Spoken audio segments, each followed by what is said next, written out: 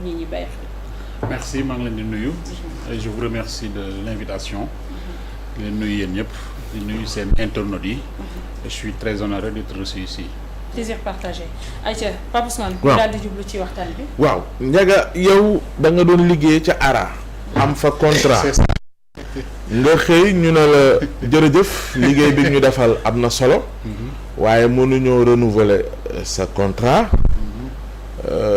mu mel ni da nga jàpp ni am na lu cay lëndëm. ci contrat bi déjà ak anam gi ñu la remercier. boole ko yemoo ca nga ni anam gi ARA di doxee ka fa nekk ji njiit. fukki at ak juróom-ñaar je pense mu ngi ko jiite moom ARA national moom njiit li yooyu yëpp nga dëxëñ daal ni am na lu jar nga interpelle ci kilifa yi yooyu yëpp yumu.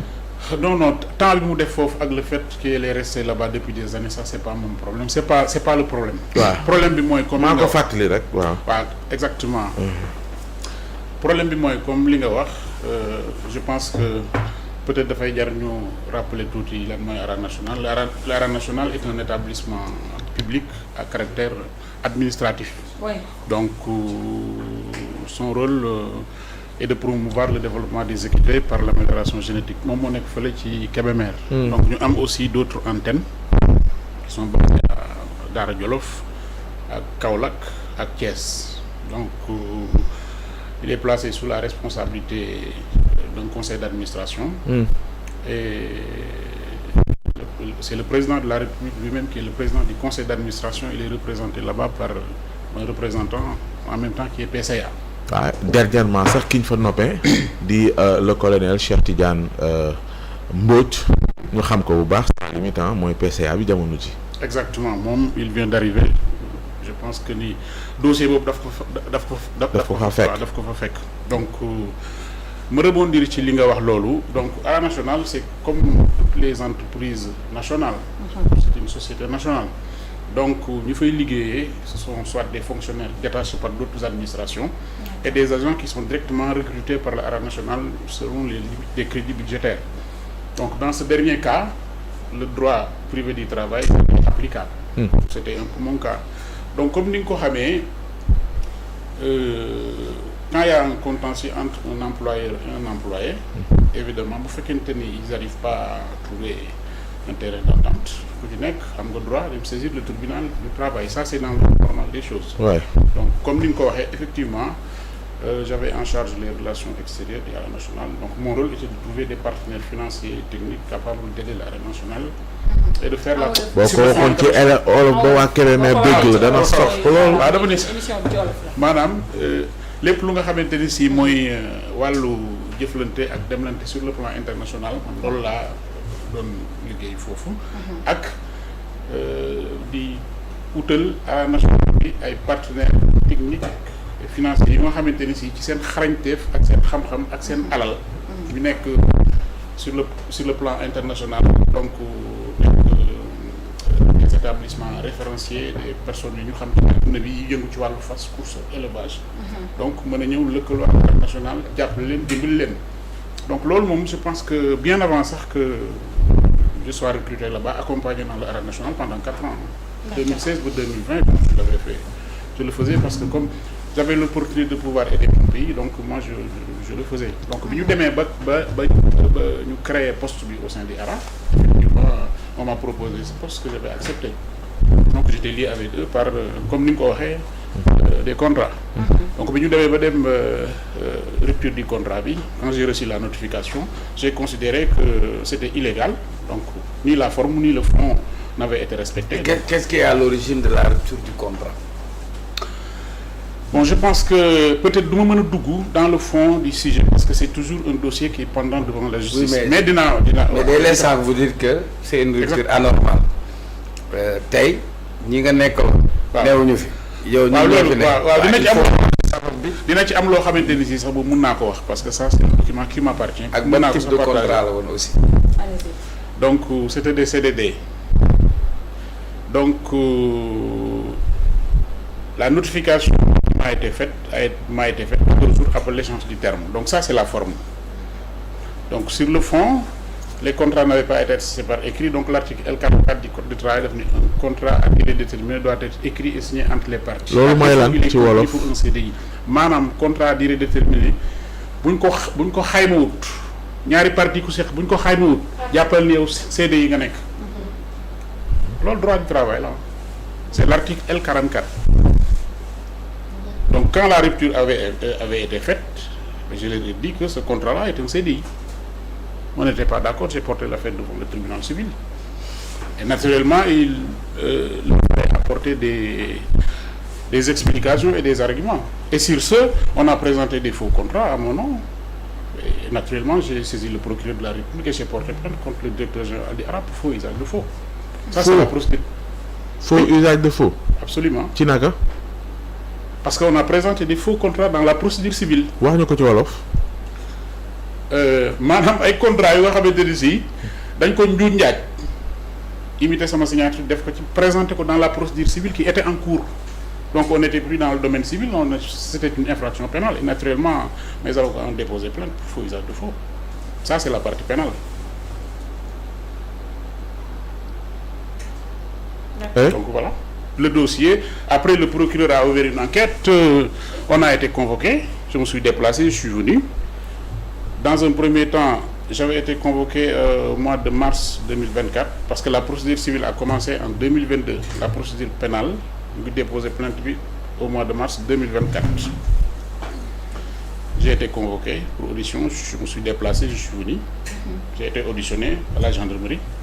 Après, je suis retourné en France. Donc, lui, l'autre partie devait être auditionné, en tout cas, le commandant bi wax. Bu ñu toogee ba nga xamante ni si dossier bi avancé wul au mois d'août septembre bu ñu wootee ci brigade bi donc ñu ne commandant bi fi newoon nekku fi il est remplacé par un autre commandant. Donc kooku bi bu ñëwee moom mu ni gisul dossier bi. bu ne gisul dossier bi après mu woo beneen commandant bi dem donc kii mu ne ko dossier baa nga fee kii ngi fee regarde sur l'ordinateur et cetera. Toujours est-il que cette première audition que j'ai faite moom nee nañ ça a disparu dans l'ordinateur de la gendarmerie. Donc le commandant m'appelle bi jëlaat enquête bi mu ni moom fekk fi dossier bi donc il faut mu defaat il faut mu auditionné waat ma donc mu convoqué waat ma je suis revenu au mois de décembre au Sénégal. mu ni ma dama lay convoquer nga ñëw et puis on va faire la confrontation avec le directeur général, le colonel. Je me suis encore déplacé bi ma ñëwee moom il a refusé de se présenter pour faire la confrontation avec moi. Premier jour ba dikkul, deuxième jour ba on l'appelle mu ni mu ngi ñëwul, troisième jour ba ñëwul, toujours est-il que il ne s'est pas présenté. Après mes avocats ont interpellé le commandant mu ni le gars il refuse de se présenter donc il va retourner le dossier au parquet et puis wax procureur yi am.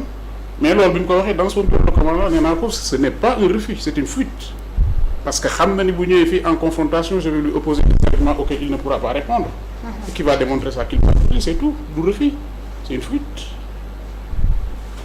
donc voilà. ab contrat boo xamante ne dañoo imiter sa signature nga ñu bëgg a. Je sais pas si je peux être xaw ma nan laa mën a wax ba mu gën a leer. On a présenté des faux il a présenté des faux contrats dans la procédure civile pour soutenir ses arguments. Avec l'imitation de ma signature, j'ai porté plainte pour faux et usage de faux contre le directeur général de l'Armée nationale, le colonel Barro.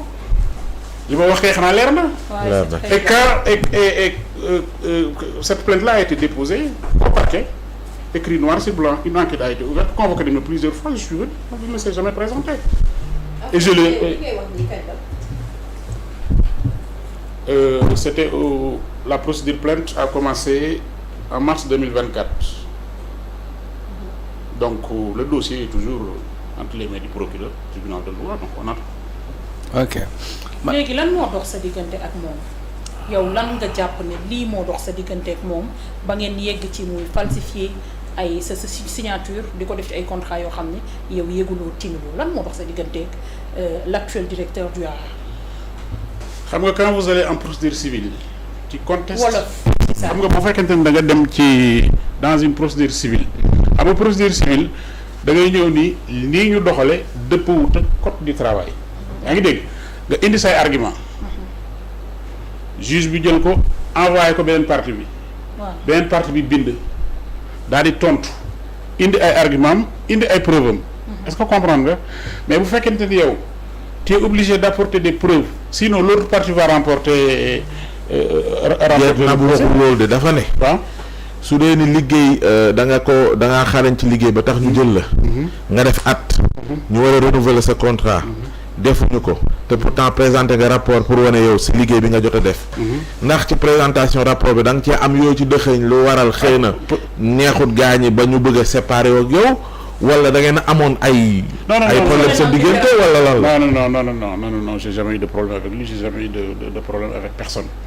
lu nga wax noonu peut-être j'ai présenté mon rapport annuel d'activité j'ai dit ce que je devais à dire quand tu présentes un rapport annuel d'activité da ngay présenter ce que tu as fait tes recommandations et ce qui ne va pas loo recommandé bon li ma recommandé bari na j'avais recommandé à ce qu'il y ait plus de rigueur au niveau de la direction générale parce qu'il y avait des choses qui ci recommandation yi da nga ci duut baaraam yenn ci gestion lan moo dox ci ARA bon ARA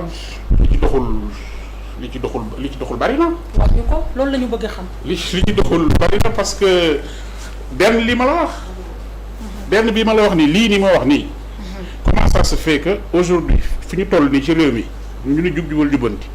comment ça se fait que tey un directeur général d'une entreprise nationale de surcroît un officier supérieur de l'armée que l'on porte des accusations aussi graves envers lui. On le convoque, il ne vient pas. Et rien ne se passe. Déjà, ça, c'est le problème. Je ne sais pas, pour lui, il y a un problème, le problème, mais même pour moi, c'est le problème. Cher bon, au moins, s'il nous permet de parler d'un sujet que les Sénégalais bëri méconnaître, muy ARA national. nga xamante ni Abdoulaye Wade président de la République moo ko créé woon. lim ci jublu woon mooy ci li nga xam ni mooy filière fas yi ñu mun ko jël ba nga xamante ni fas rôle bi muy jouer dans la société mais surtout bu ñu amee sax ay fas yu am qualité même bu ñu leen di jëlee bitim réew ñu mën leen toppatoo du dëgg mais aussi def promotion wu élevage boobu moo tax ñu rattaché ko directement à la présidence de la République mais même ci commission bi nga xam ni moom moo ko téye dañ ci def sax commission technique boo xam ni ministère de l'élevage mu ngi ci absolument boo xam ministère hydraulique mu ngi ci absolument premier ministre mu ngi ci yeneen service mu ngi ci même la gendarmerie mu ngi ci ils sont représentés même le président de la République oui, le conseil d'administration parce que même vous avez absolument raison vous avez au sein du conseil d'administration un représentant du président de la République vous avez un représentant du Premier ministre, vous avez un représentant du ministre des Forces armées, vous avez un représentant du ministre des Finances et de l'économie. Donc presque toutes les grandes entités de l'État sont représentées là-bas. Et toutes les décisions qui sont prises en conseil d'administration ne sont exécutoires que 15 jours après que le président de la République l'ait reçu. Parce que quand Pa Ousmane a évoqué le sujet, je suis allé pour trouver le décret de création et de fonctionnement du ARA national. Donc que j'ai sous mes yeux ici et ce qui me permet de voir la composition du conseil d'administration pour que Sénégalais xam ni ARA national am na lan moo ko tax a jóg ni muy fonctionner ñun Sénégal bëggul injustice man bëgguma injustice bu dëgg wante nag wax tamit il faut mu leer parce que man mi toog fii bu leerul ci man du leer ci ñeneen ñi parce que ki nga amal contentieux toogu fi je crois comprendre ubbeeku na c'est important que bu ñuy wax tamit su ñu amee interrogation c'est juste pour ñu comprendre comprendre mooy tax ñu mën a jël une position du dëgg totalement d'accord da nga ne contrat bi nga amoon CDD la donc man ci li ma jot a jàng as tuut ci droit du travail CDD mooy contrat à durée déterminée absolument donc un contrat à durée déterminée dafa am lu ci ëpp solo mooy terme du contrat absolument donc un contrat à durée déterminée mooy contrat bi soit at la wala ñaari at la fii la diir bi am boo amee contrat à durée déterminée bu ñu ko renouveler une seconde fois ñu defaraat la beneen contrat à durée déterminée mais le droit du travail le droit social dit que su fekkee ni da nga am contrat à durée déterminée mu jeex ñu renouveler waat ce contrat à durée déterminée ba tey ñaar nga am mais bu ñu ko renouveler waatee ci beneen yoon automatiquement dafay dem CDI et je crois que yow ci sa cas amoo woon CDI contrat à durée déterminée bi nga am renouvelé wuñ ko 2 fois donc bu fekkee dañ ko renouvelé 2 fois de facto ça devient un CDI man loolu laa jàngoon beneen bi toujours ci décret bi ñu ne boo demee ci décret bi article 12 mu ne les agents du ARA national tiré 1 soit des agents publics détachés auprès du ARA national par d'autres administrations maanaam ñi fay liggéey dafay fekk ñu nekk ay fonctionnaires yu nekkoon ci yeneen service su état ñu jël leen yóbbu leen fa wa illaa mu ngi nii toujours ci décret bi laa nekk mu ne soit des agents recrutés directement par le ARA national dans les limites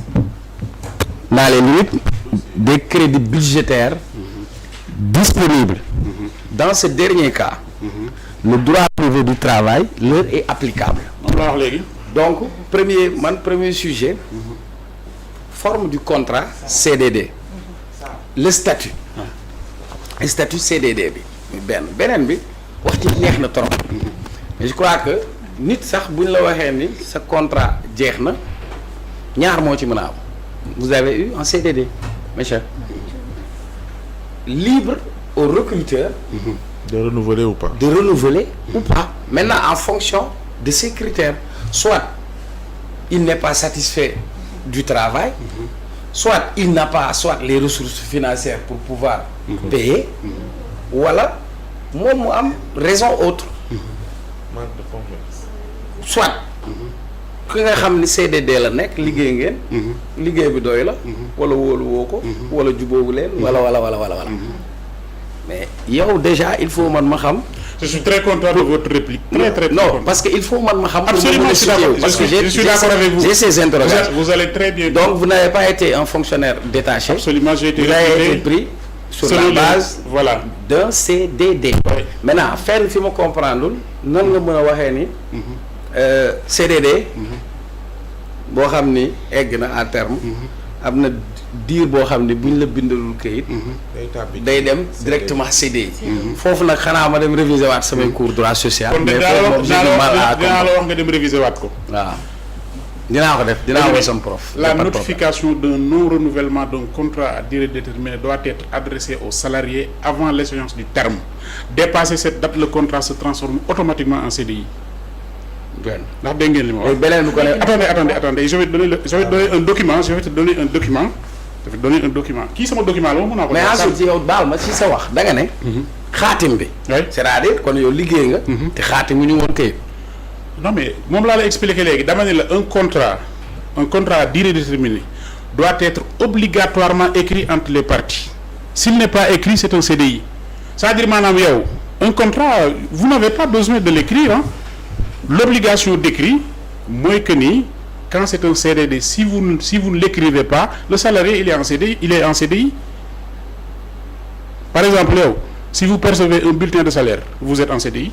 Vous travaillez un mois vous percevez un bulletin de salaire sans contrat vous êtes en CDI. Parce que le contrat à durée déterminée doit être obligatoirement écrit entre les parties. À défaut il est conclu pour un CDI. Est-ce que vous comprenez?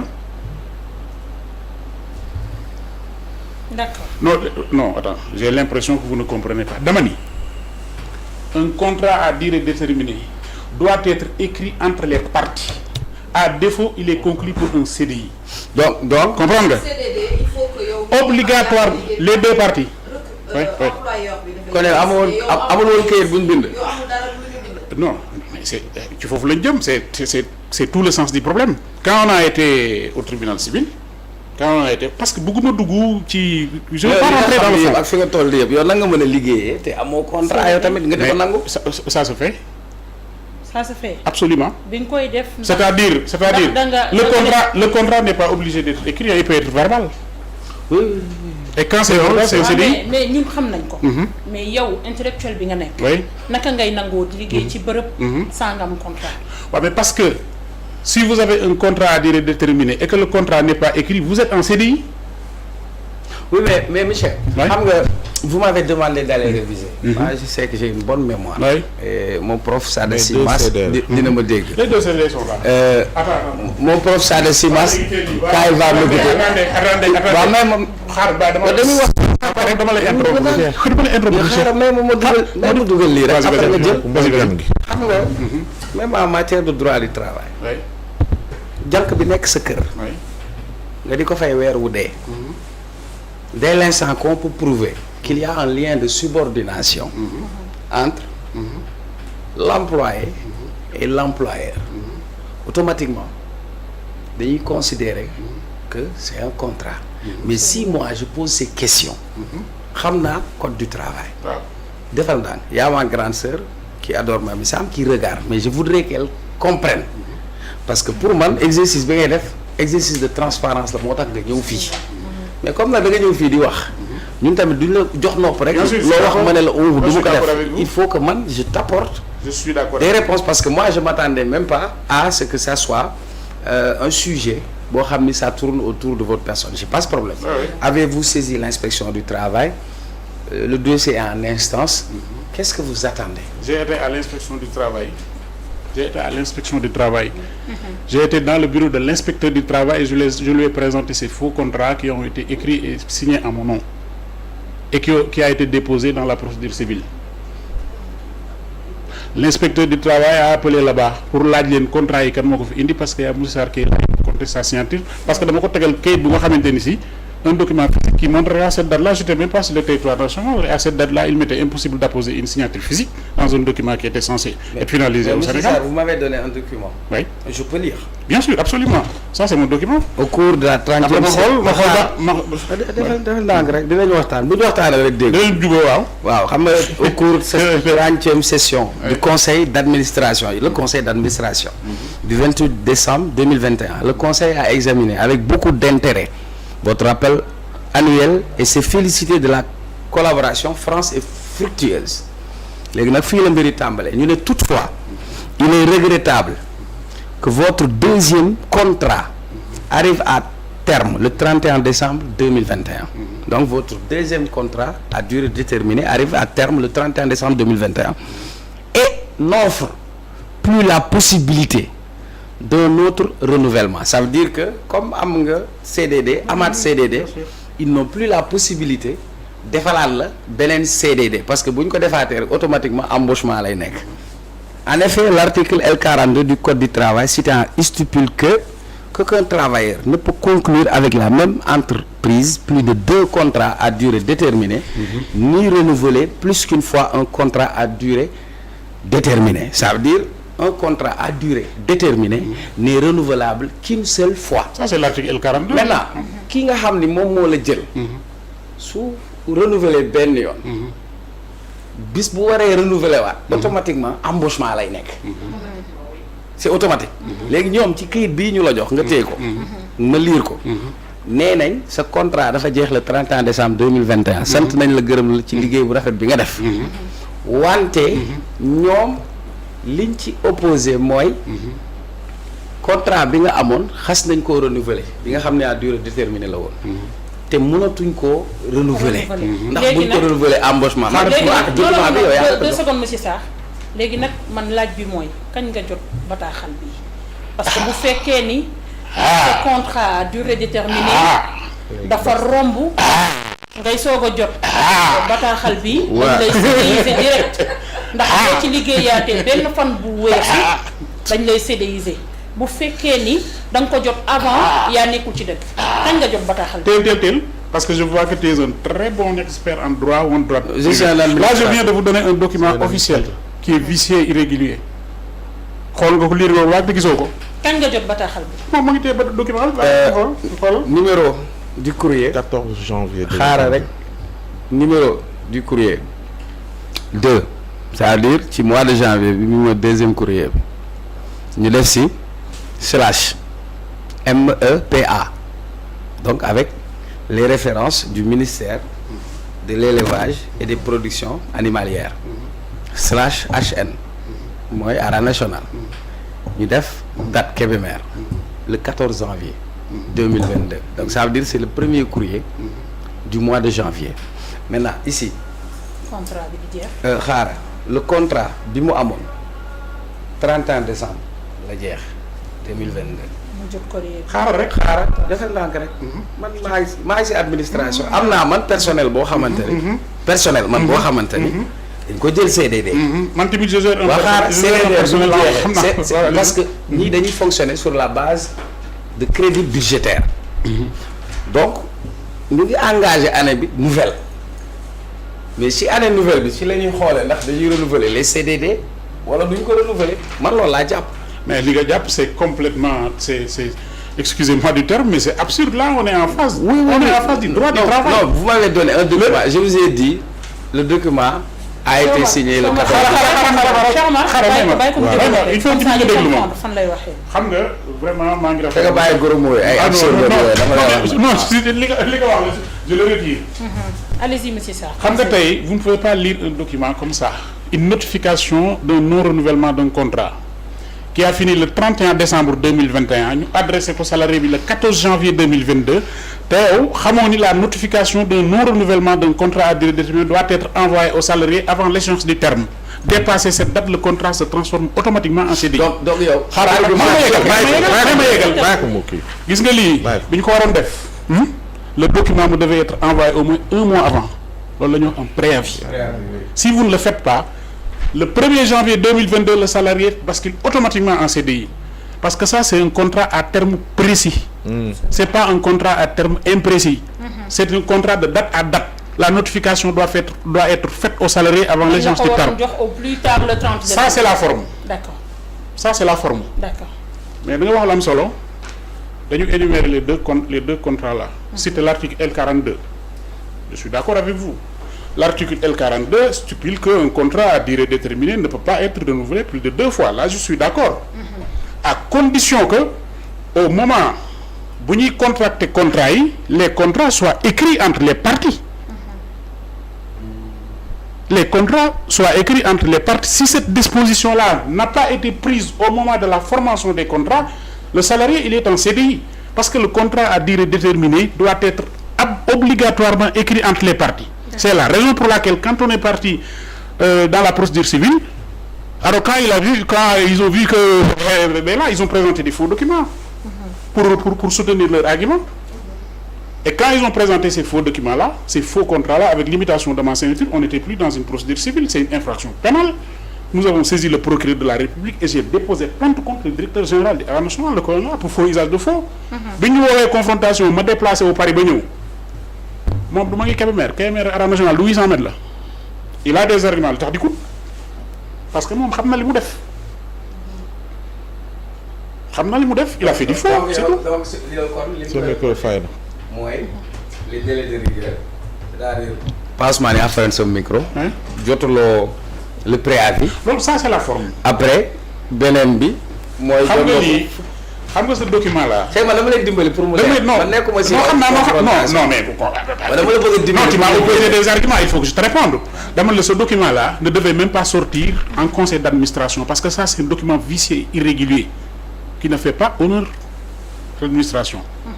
lii kenn du ko def ça c'est pas bon vous ne pouvez pas adresser une notification 14 jours à un salarié pour lui dire que ce contrat bi jeex 31 décembre. léegi loo njort ci lii yëpp loo yaakaar. lu ma yaakaaruma dara je suis préjudicié par une infraction qui a été commise par une autorité dans l'exercice de ses fonctions ma signature a été imitée et mise dans des faux contrats et utilisée dans une procédure civile j'ai déposé plainte. La vérité doit éclater. mu ngi suivre son cours non. bien sûr mu ngi suivre son cours. lan la ci jaaxal. Le temps de la justice n'est pas celui des hommes loolu la ñuy wax mais dame bi y a une dame là qui a imité la signature du premier ministre. Xarjata. waaw si je me souviens très bien le premier ministre n'a pas déposé plainte le procureur s'est autosaisi je crois que elle est en prison. te kooku il a fait le faux peut-être en son nom pour chercher du travail mais il a fait du faux au nom du État national au nom de l'institution. mais là c'est extrêmement grave. Mais écoutez si les gens pensent que c'est pas grave même. donc yow da nga leen yóbbu ci yoon. léegi ñoom pour ñu mën a wut preuve ñu falsifier document. def présenter moi du j'ai faux. été à l'inspection du travail de Louga fi ñu visé contrat bi. J'ai demandé à voir l'inspecteur du travail il m'a reçu dans son bureau les faux contrats là mu ngi ni ma génnee ko teg ko ni ko lii c'est des faux contrats qui engagent qui a engagé ma signature et qu'on a utilisé dans une procédure civile te lii signé wu ma ko c'est des faux contrats d'ailleurs date bi sax fekk ma woon ci contrat yi lan la ay chantier. non les CDD là les CDD d'accord xam nga les CDD là s'ils ne présentent pas des contrats il perd. c'est vrai. vous comprenez. oui là on a compris. dans la procédure civile ñun dañu ñëw nii bon bëgguma dugg ci biir mais comme vous me poussez à dugg ci biir comprendre nga donc pour que mu leer xam nga boo demee tribunal civil moom da ngay jékki-jékki rek gis n'importe quel document di génn et ce document qui apparaît de gauche ñu naan yaa signé lii ça c'est le tribunal civil maintenant citoyen bu nekk bu ñu imiter sa signature def des faux en ton nom yoon may la nga dem porter plainte te li may wax nii. donc léegi maintenant lu may wax nii je l'ai écrit en noir mes avocats l'ont écrit en noir sur blanc il est sur la table du procureur donc nekkul lu nga xamante ni si c'est des faits maintenant en charge à lui de venir et je l'invite à venir en confrontation avec moi autour d'un débat contradictoire. ci ginnaaw moo fi amoon problème ak borom réew mi. exactement. influenceur. woon nañ ma am na seen benn collègue bu ma Ngoné Saliou. Ouais. Il m'avait appelé bi ñu arrêté borom réew mi parce que j'ai toujours dit que ni arrestation borom réew mi dama ci am responsabilité morale parce que dafa génn lii la évoqué lii le directeur général du RA est poursuivi def na ay faux il est poursuivi pour ça alors que à l'époque l'enquête était enclenchée après mu ni il est aussi poursuivi pour détournement malversation etc. Il y a une procédure contre lui il y a une procédure contre lui pour ça aujourd'hui le parquet financier est en train de tu vois de gérer ce dossier-là pour le détournement donc borom réew mi ne l'a jamais diffamé il n'a fait que relater des faits qui existaient donc dañoo bëggoon peut-être tëj la am ñoom moo tax mu dem porter ko plainte te bu mu ko porter plainte dañu dem jàpp ko alors que li ñu ko jàppee c'est des faits qui existent. Ah oui peut-être yéen vous n'avez pas l'information wala amul moom en tant qu'influenceur peut-être il s'est débrouillé pour savoir que ni effectivement il y a une enquête il y a une procédure pour détournement et malversation. ci biir dafa am ay chantiers yoo xamante ne kenn exécuté wu ko malgré budget bi nga xam ne dégagé nañ ko. non loolu moom mënuma dugg je peux pas rentrer di wax ay lu ñu def ak lu ñu deful. mënuma dugg ci yooyu. maanaam yow yaa wax sa rapport d'activité que ni am na ci ay recommandations yooyu def ci anamum gestion bi non daf ma laaj. ni ma qu'est-ce qui peut motiver le fait que on a arrêté ton contrat parce que nee nañ sa liggéey baax na extra nangam ak i nangam mu ni ma loolu lan moo ko waral parce que jour bi nga defee sa rapport annuel d'activité ci lañ ko rompre man ne moo tax ma tontu ko ni ko parce que peut-être que. pourtant dañ la félicité. dañ ma mais donc ça c'est contradictoire ça c'est. dans le document là ils se sont félicités. Donc je vois que tu es un grand intellectuel. oui taxul tamit nga wax ñu recommandation yi lan la. taxul nga wax ñu recommandation yi lan la. soo nee arabe yi lu bëri doxu ca. non xam nga recommandation. waaw li ñuy xaar kay xam est-ce que mbirum jubal jubbante nga fa am déet. mais mbirum jubal jubanti kay lii kay mbirum jubal jubanti la. am na fa kon. bu lii weesoo vous comprenez yow Ousmane vous comprenez aujourd'hui fii ñu toll ci